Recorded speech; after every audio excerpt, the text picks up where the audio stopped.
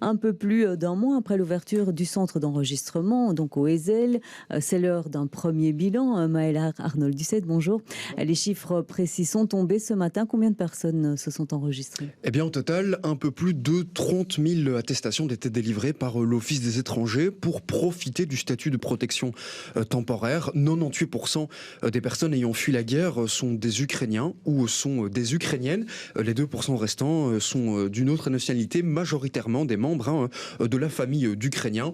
Au-delà de ça, 65% sont des femmes pour 35% d'hommes. Un peu moins de 2 tiers sont majeurs, mais on compte quand même près de 40% de mineurs, majoritairement des enfants de moins de 12 ans. Et parmi toutes ces personnes enregistrées, certaines ont besoin d'accueil, c'est-à-dire de logement. Oui, via fait d'asile, 8144 personnes au total, soit 25%, ont trouvé une solution de logement un petit peu partout sur notre territoire. Ça peut paraître peu au vu du nombre global, mais beaucoup de réfugiés ukrainiens ont en fait de la famille ou des amis en Belgique qui les logent. En moyenne, ce sont 500 personnes qui se présentent actuellement quotidiennement au Ezel. Ce chiffre est en hausse ces derniers jours, mais encore loin des pics qu'on a pu connaître donc de 1500 jusqu'à 2000 personnes au tout début à la mi-mars. Mais selon le cabinet du secrétaire d'État à l'asile et à la migration, Sami Mehdi, ce n'est donc clairement pas le moment de cesser de prévoir des logements.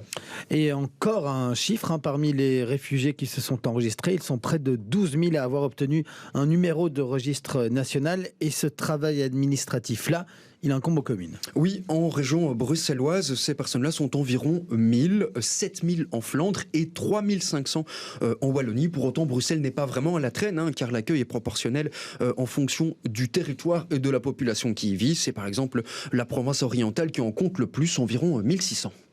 Merci Maëlle Arnold-Ducet pour tous ces détails, et un article plus complet encore est à lire sur le site internet bx1.be.